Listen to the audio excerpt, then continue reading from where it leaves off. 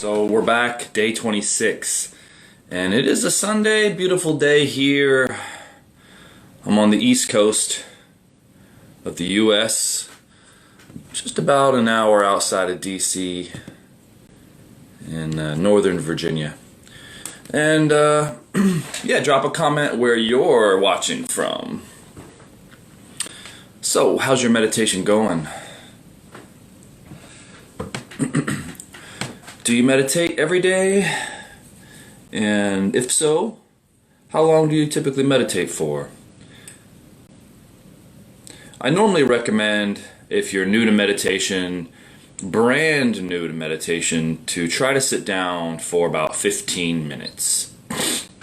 And the reason for that is because 15 minutes is like the first, to me, it's the first sort of period of time where it's a bit of a challenge. Now, of course, if you're just starting out and you want to try for 5 minutes, 10 minutes, that's fine. But it really takes about 10 minutes in order to settle down, in order to get your body to begin to relax, in order to get your breath to relax, in order to get your mind to settle down. And the reason why I like to start with a concentration technique, whether it's concentrating on the music, concentrating on a chakra, concentrating on a yantra, is because it helps to stabilize your mind a lot quicker. As opposed to, say, just sitting down and trying to jump right into the meditative state, chances are there's going to be a period of time that it's going to take for a bit of a settling to occur. So if we start off with a concentration exercise and we really push it, we can tend to settle down a lot faster to where the mind begins to stabilize. Now, this of course depends on your life and how well and how smooth your life is going, meaning oftentimes I don't talk a lot about lifestyle. I kind of put that in terms of practice under the heading of mindfulness, meaning, you know, in order to have a better meditation, we need to be practicing mindfulness throughout the entire day, or for the most part.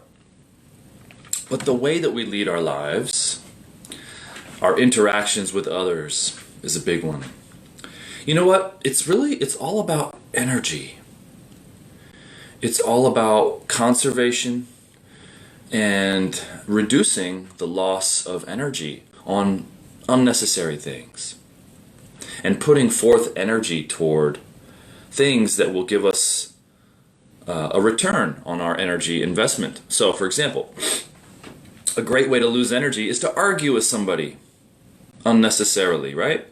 And so we want our interactions with people to be as smooth as possible. We want to keep any sort of an energetic entanglements to a limit. So if you find yourself, you know, somebody who gets in a lot of arguments with people, if you want to become a good meditator, it'll be best to sort of avoid that. We want to try to look and analyze our entire lives and see, where are we losing energy? Where are we gaining energy? This is something that my teacher used to teach. And it's something, to be honest, I didn't really take seriously, because when I was a student of my teacher, I was very young. And, you know, when you're young, you have an abundance of energy, and we can waste a lot of it and still have an abundance of energy. But as we get older, we realize the importance of energy.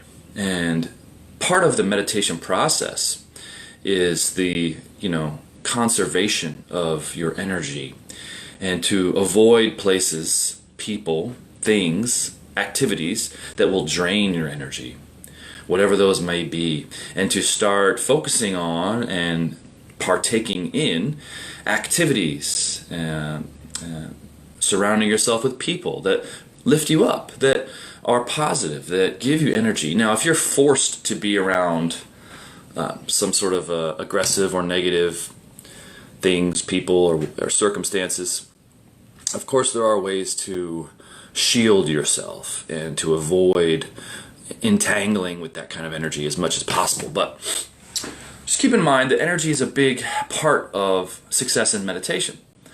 And if we don't have enough energy, chances are we're not going to be able to rise above the quagmire.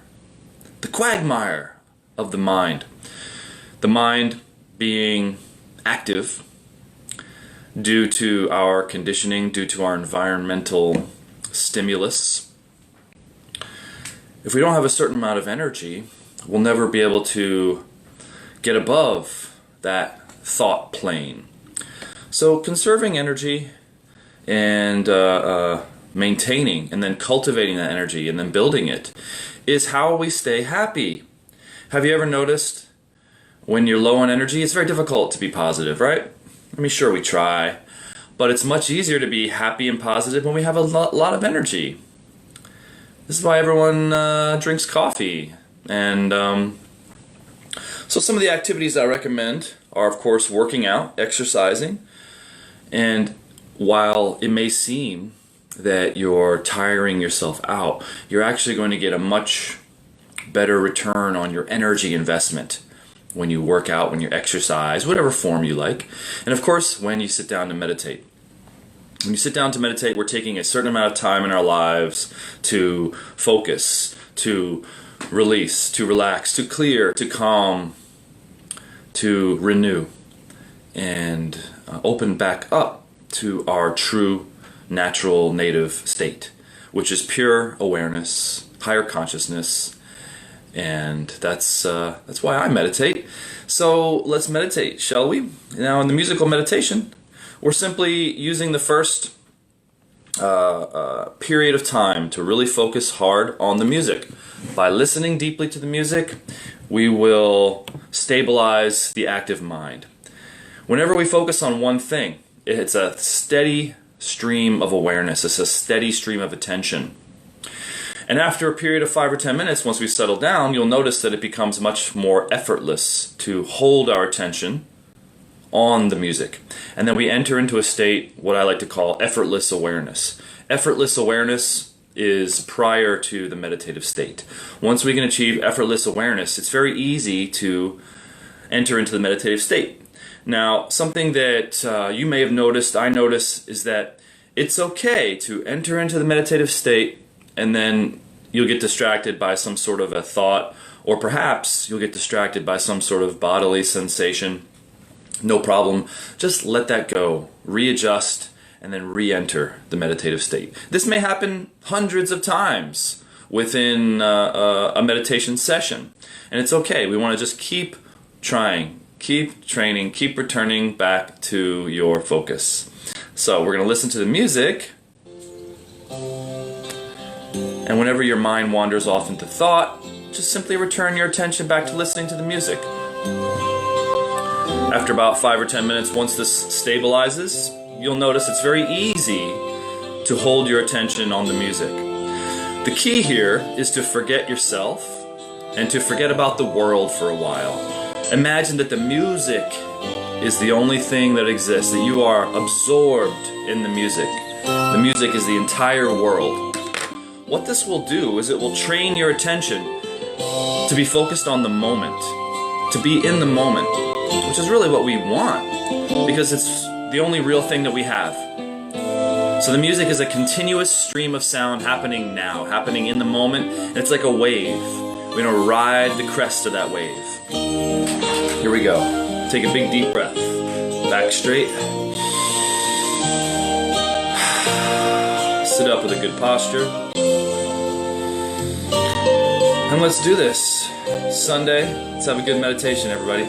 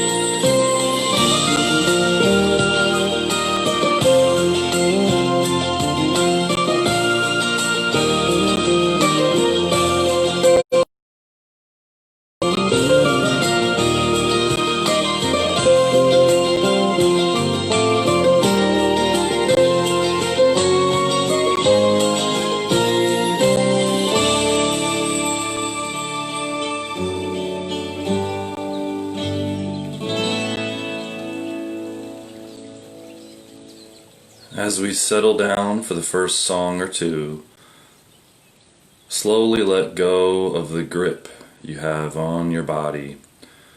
Let go of the attachment, let go of the contraction. Surrender and just listen to the music. Become very still.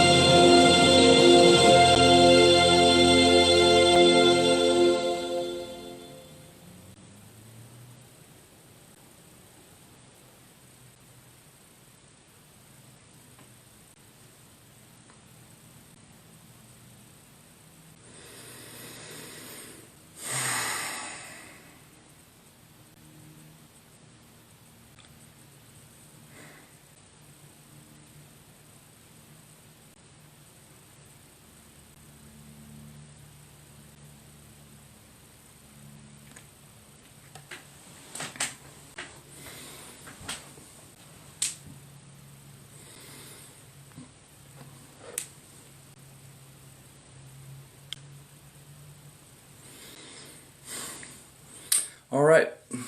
What's up, my friend? How are you? Well, there you have it. The process doesn't have to end. You can continually surrender to the moment in everything that you do, in every activity. And this is a part of your mindfulness practice. Now that we've meditated and we've opened up and we've unfolded and we have a reference for what it's like to be in that open, unfolded, still, and surrendered state of mind and state of body and state of emotions, the object of the game now is to maintain this posture throughout the day. An effortless posture. One in which everything just kind of beads off of us like water on a duck. Nothing sticks. And yeah, that's the flow. That's the freedom. So, little by little, we open up this knot of self. And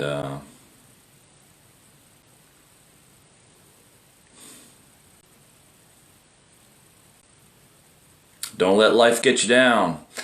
Alright, my friends, we'll see you in the next video. Thank you so much for joining me again for this meditation session today. Have a great day. Take care.